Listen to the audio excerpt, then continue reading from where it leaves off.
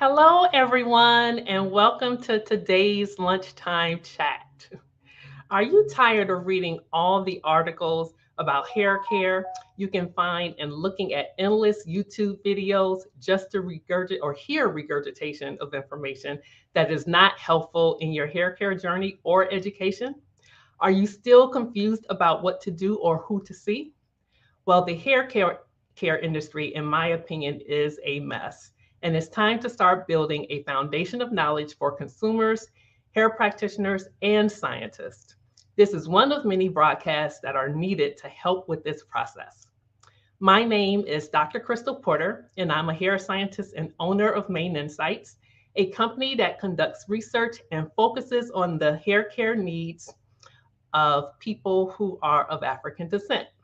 And this platform is designed to elevate the Black hair care industry and empower consumer and hair professionals with education that is driven and backed by scientific research. Now, before we get started, I'd love to see who is out there with me this morning or this afternoon, this morning for me here in Chicago. And then let me know who you are and where you're watching from by putting it in the chat. And so, hello, Lenora. Good to see you. And Taria, also good to see you as well. You say great day, everyone. But also, I would love to know if you are a practitioner, put the number one in the chat. If you are a consumer, put the number two. And if you are a researcher or a scientist like me, put the number three.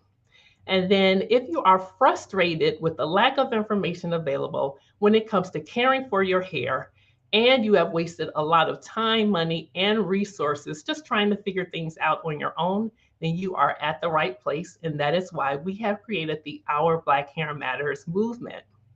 Now, I have put together a valuable resource called The Three Biggest Mistakes to Avoid When Caring for Your Curly Hair. And you can go to ourblackhairmatters.com to retrieve it. And you just see it there in the ticker below. And if you have a pressing concern and need to have a conversation, I have a team that is standing by.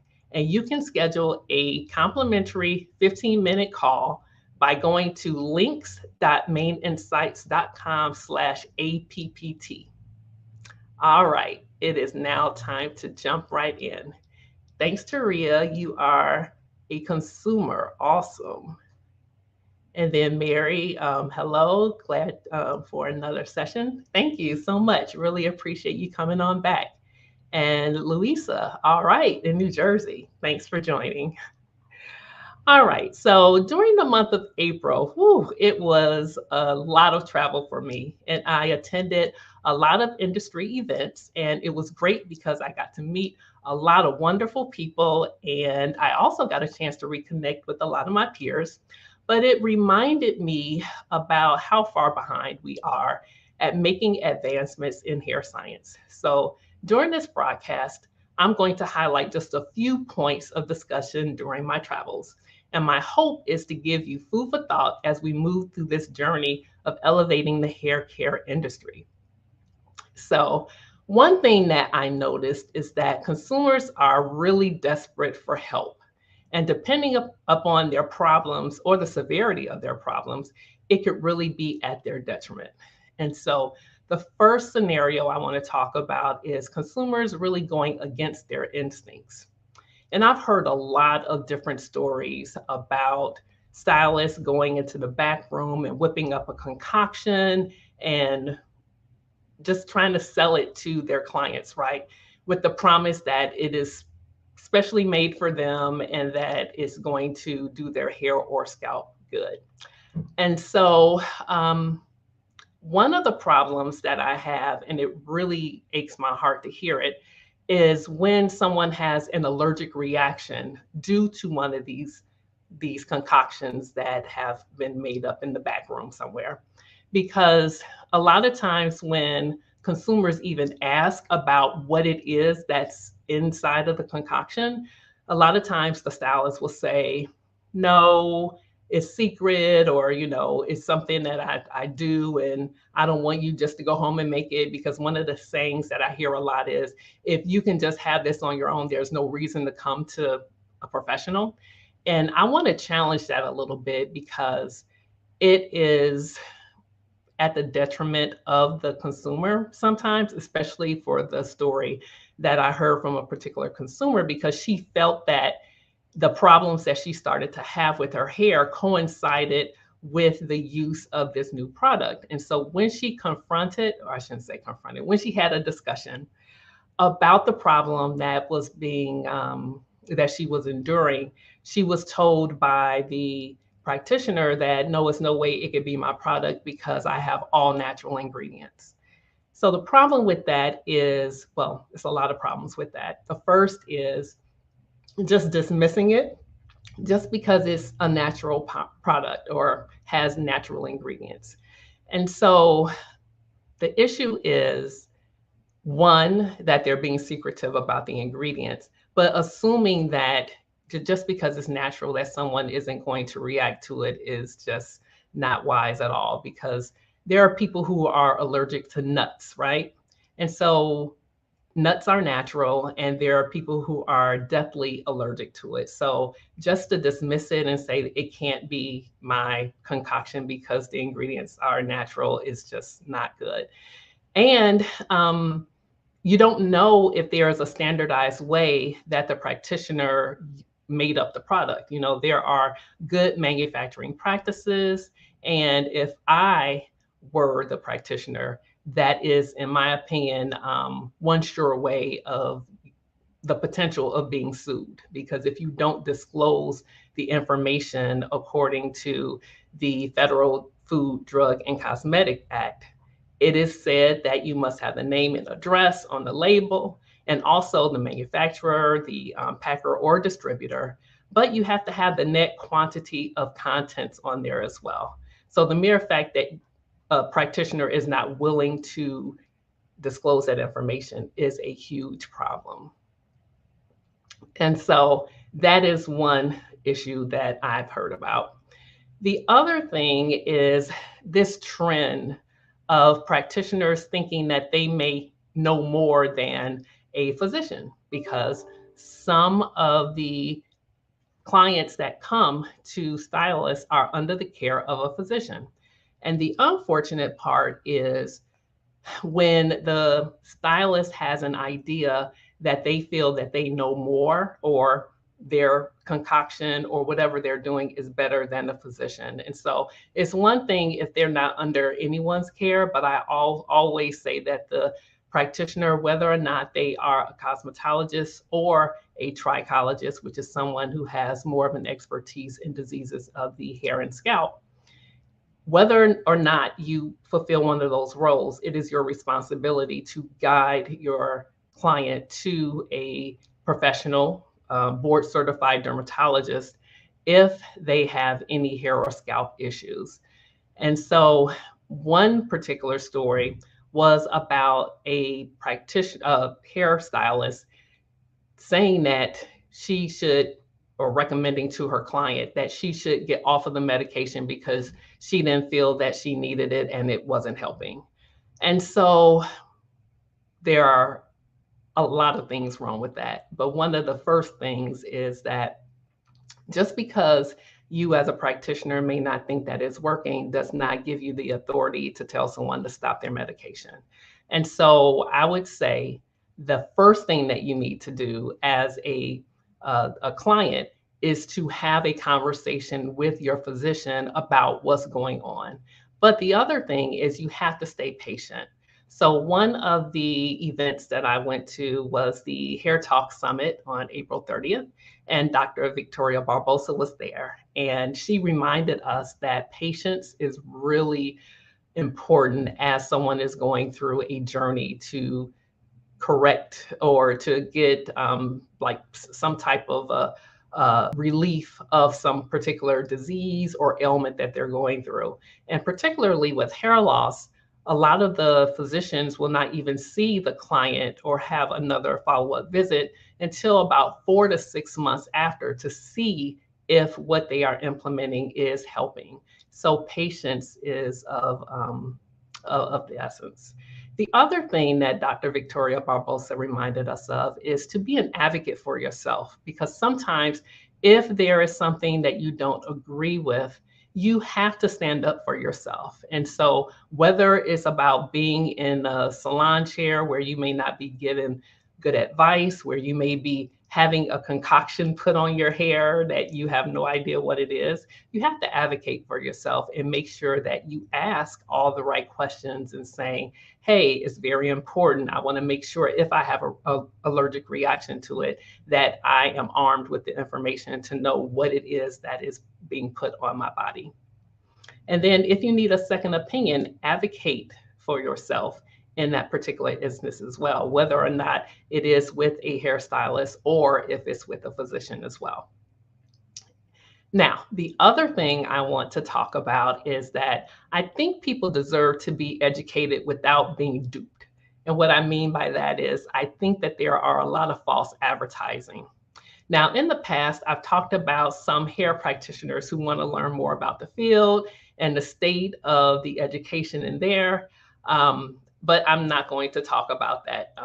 I have beat that drum to death. And so I'm actually going to talk about other problems in our school system in higher education, and especially for those who offer degrees in cosmetic science programs. And then they promise the students that they will be able to have a project that's related to hair science. So first time I heard it, I was like, okay, maybe they lost funding, and if you don't have funding, it's hard to support that type of activity for a student. However, I've heard this several times where they were told that they would be able to have a project related to hair, but ended up in a project or having a project that was related to skin instead. The issue with that is it really is, in my opinion, false advertising. So when someone wants to have research in hair and then they end up doing it in skin, I mean, it's a letdown. You just don't have the passion that you may have wanted. So even though there are a lot of similarities when it comes to the type of information that you learn, when it comes to hair science, I really do feel that it is the schools that can give a lot of information, the slow, methodical research that is needed, particularly when it comes to hair of African descent. I think a school setting is like the perfect way to get information. And I don't know if it's the industries not funding that particular research for the educational systems to use, but that is something that needs to change. So I want to go to the comments because I've seen some things. Oh, Lenora, okay, you are a practitioner, thank you. And Sharia says, this is so true. You need to list ingredients. Yeah, who knew that shea butter you can have an allergic reaction to? Yeah, you're absolutely right. And you said recently found out that my daughter does. Yeah, there are a number of people who are allergic to shea butter. And we had Amy Petty on here. It's been a while now, but she was talking about the fact that she can't use those types of products either. So glad you mentioned that. Now, I'm curious if there are some listeners, if you've heard of some deceptive practices or anything like that. I would love for you to share your experience in the chat. Now, one other thing I want to talk about is a lot of people want to have stories that support their narrative. And so a few weeks ago, I had a keynote presentation at the Texture Symposium at Kent State University. And that was hosted by Drs. Tamika Ellington and Joseph Underwood. And I provided data about what I consider the curly hair paradox. And what that is showing with data that sometimes when people choose to straighten their hair, they may be doing it for reasons outside of trying to conform or outside of wanting to embrace or not wanting to embrace their natural curl pattern.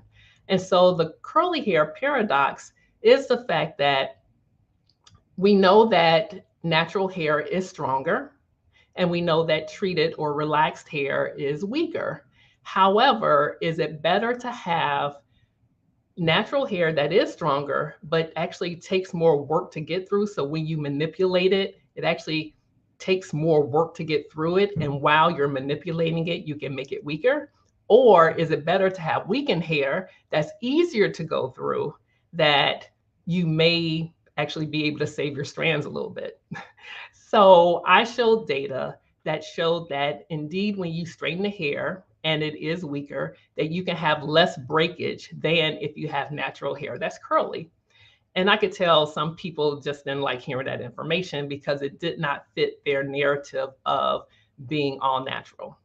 So let me just be honest and transparent. You see my hair in this natural state. I mean, I did like put some styling product in it, did a double strand twist, twisted it out. And so you see the state that it's in. But I chose to wear my hair natural, even though it is harder to get through my hair, because I do advocate for natural hair, but I try not to poo-poo on people who decide that they want to wear their hair straight, particularly if they want to have a relaxer. There has not been enough evidence that shows that relaxers are a detriment to everyone.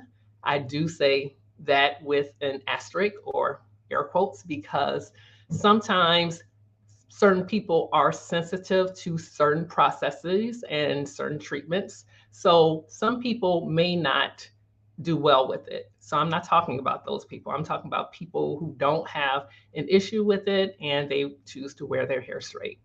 So just because the story doesn't fit the narrative that you want doesn't mean that you should shy away from the information. Now, the other thing I want to talk about is whether you make raw materials or you have finished products, whether it's a large or small manufacturing facility, I challenge you to have data to back up your claims using hair from the diverse population that you're selling to. So this was something that I mentioned at the New York Society of Cosmetic Chemists Diversity and Inclusion meeting that they had in April. And I kind of got a little bit on my soapbox because I think that it's, in my opinion, as a Black woman, a slap in the face to hear all these claims about ingredients or about particular products. And they say, oh, it really helps the hair, when in actuality, they have not done research on my type of hair. So that's something that we need to do more about. Let me see. Thought I saw another comment. Okay, Taria said it's very interesting. That's an interesting find. Sometimes when hair is straightened, that can cause less damage. Is it a matter of how we care for our hair? Great question. Yes, a lot of times it is the way you care for your hair, but I'm not going to go into the details of the experiment right now. But at a later time, I definitely will, because it's worthwhile understanding how you have to manipulate the experiment to make it real life. And for what I did, how you care for your hair does dictate the results. So thank you for understanding that. But I would have to say, in using the best case scenario for both types of hair, meaning that when it's straight, usually you don't have to comb your hair super slow. I always recommend, especially if you have curlier hair types, whether it's straightened or not, I always recommend that you use a lubricant. But even if you don't lubricate straightened hair and you do the test to see if hair is going to be more readily broken from manipulation. So under the worst case scenario, you even get better results than combing through curlier hair that is stronger. So it is interesting. So Mary says, kudos and thank you for telling us like it is. I notice and agree with what you are saying about straightened hair and less manipulation, saving some strands versus natural hair. Yeah, I agree. Thank you, Mary. It's always good to have a little bit of validation from people who are in the industry, who observe some of the same types of things that I've observed. And it's fascinating to me that a lot of people don't speak out on it or don't have the platform or opportunity to do so. So it really is an honor to represent those who don't have the platform to do so. So I do challenge the industry to do a little bit more. And so I did make a statement saying professionals think that they know all the answers and need to be humbled. So I'm curious about how many people thought that I was talking about hairstylists or barbers when I made that statement, because I was actually talking about my peers and my fellow scientists. Because once again, at the diversity and inclusion meeting at the New York Society of Cosmetic Chemists meeting, um, I was talking about how we tend to see data that doesn't make sense or we disregard it when we see it. And it's really easy for us as scientists to do so because we love to tell, a great story. And we get kudos from our peers when we're able to give that aha moment. But one thing that I am experiencing now is I'm able to see things that are definitely repeatable, definitely real, but I don't necessarily understand it. And so I think we sometimes have an elitist air and think that we know it all. And I think even sometimes we need to be receptive and listen to observations that sometimes hair professionals will talk about. And we need to do that with a different set of ears because we're used to hearing a particular type of vocabulary. We're used to hearing about things being or things being articulated in a way that is scientific. And so I'm actually going to talk about Nadia Hughes and a conversation that we had. And I want to be transparent in the sense that when I first heard Nadia, who is a trichologist, and she has helped a lot of people regrow their hair. And she told me that she really does feel that the frequency in which we cleanse our hair can play a huge role in us having the healthy scalp that is conducive to regrowing hair. And so in my mind, I was thinking, well, Black people been Black for a long time. We hardly ever cleanse our hair like on a daily basis. And so there are people whose hair don't get cleansed like within like a month's time, and their hair is perfectly fine.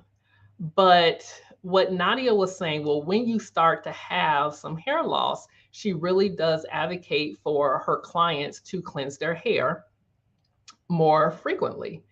And so it just so happens that as I am getting older, I am experiencing a little bit of androgenetic alopecia, meaning that my hair was starting to thin, particularly around the perimeter of my hairline.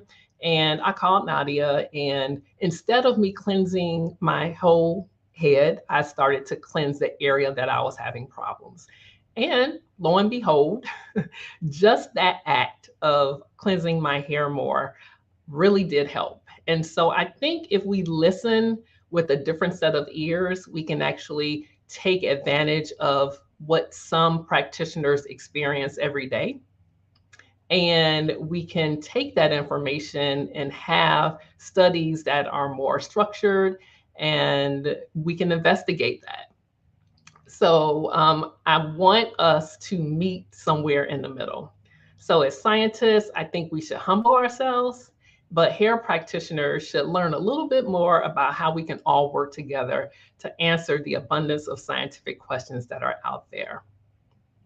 So I want to take a pause and make sure I can address and say, hi, Katie. Really appreciate you joining. And then Taria says, I think all across the board is understanding that we can all benefit from different perspectives. You are absolutely right. Agree with that 100%. 100%. So those are the points that I really want to make. I learned a lot more. I had a lot more interaction with some of my peers, discussions galore. But I wanted to talk about those because those are the ones that really stuck out in my mind. Thought I saw another. Oh, Marvelette said, thank you for addressing natural hair as healthier than straightened hair. Yeah, it is, in quotes, that natural hair is healthier than straightened hair, but it's all within the context that you're talking about, because it is going to be weaker. So if you say healthy hair is stronger, then yeah, it fits your narrative to have your hair not treated. But if you want to say healthy hair is hair that is not breaking, then depending upon how you're treating your hair, then that can be another story. So thank you for that. So I want to just kind of give a summary of what it is I spoke about, so people can know what they can do. So for consumers, I want you to start advocating for yourself. So if there is a stylist that has suspect behavior, you need to stand up for yourself and say, hey, I don't agree with this. If they are hiding the ingredients or not being transparent and letting you know, then you have a right to ask those questions, but you have to advocate for yourself. Also, you can at least make sure, if you're like, hey, what they're doing is working and I want to make sure that I have the best hair I can and this concoction is working, you can at least make sure that they are doing safety testing and stability testing on their concoction. So I do understand that a lot of people want to trust their hair practitioner, and that's very important. But demand that you have information and that there is transparency. Also, you need to get ahead of some of the problems that you're experiencing. So make sure you don't waste time. You can seek out a trusted specialist for advice and get a second opinion, whether it be a stylist or a physician. Also, always check the credentials of who you are listening to. Now, if you are a student wanting to do research, make sure you get information about the school or the research team that you are considering. And make sure you ask questions. Do they have a history of doing hair research? Do they have recent publications or presentations about their work? And do they have funding to support projects involving hair research? So if you have those questions answered, you can make an informed decision as to whether or not the program that you want to go into is good for you. And for my peers out there, try to make some sense out of seemingly nonsensical information, and think about listening to those who see trends to parse out valuable nuggets that can be researched in a systematic way. I think we do ourselves a disjustice if we do not probe and try to ask, okay, why is that happening consistently? Or if you're hearing the same story from several practitioners, there's probably something to it. And lastly, I feel that if we all come together, we can do our part in elevating the industry, and everyone can win as a result of that. So I want to make sure I answer any other questions. So Jeanette, hi, Dr. Porter. Do you think that sugar can have an effect on hair growth? Thanks for that question, Jeanette. I believe when you're talking about sugar, you're probably talking about digesting sugar as opposed to putting it on the hair or scalp. And definitely haven't seen anything when it comes to hair growth, applying it topically.